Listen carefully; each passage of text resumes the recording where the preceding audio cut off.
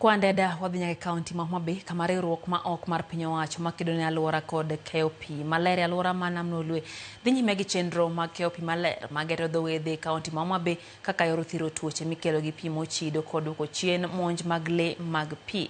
Ali Abich nigi lero koa e kaunti ma Homa Bay. Jogo modak machiegni kod dho wedhe molworo Nam Nolwe thoro bedo gi pek mar yudo pige maler ma ginyalo tiyogo e utegi ka thothgi osebedo ka tiyo kod pige ma gituomo e nam, kendo ma keto ngimagi andaki mar gamo tuoche mikelo kod pige mochido. Dho wath ma Lwanda e kar chud bura ma Suba North en achiel kuom dho wedhe molworo Nam Nolwe ma jopiny osebedo ka tiyo gi pige mochido ma gituomo e nam, ka bende gibedo kod luoro mar monj minyalo timnegi kod le modak e pi moting'o nyang' kod repe. Pek ma kamano ema koro omiyo riwruok makelo ne alwora kod keyo pi maler ne jopiny maongere ne Wabul dhi nyime gi chenro mar keyo pi maler ne jopiny mageto dho wedhe mopogore manitie kaunti ma Homa Bay mar geng'o tuoche minyalo kel kod pige mochido. All the pollution, they all ended up in the lake. When you look at the farmland, everything is in, people use phosphates, they use a lot of fertilizer, it's all ending up in the lake. So when even you look at in front of the lake, it's all one big green algae. And actually this is the cause of diseases, which is like 80% of the diseases. There's so much happening right now, and people are not able to differentiate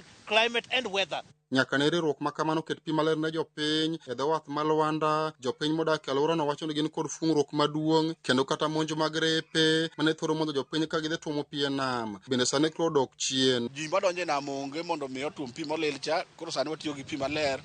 Tuoche kaka diep orumo, tuoche machalo kaka typhoid gini macha hinyowa sani odok chien.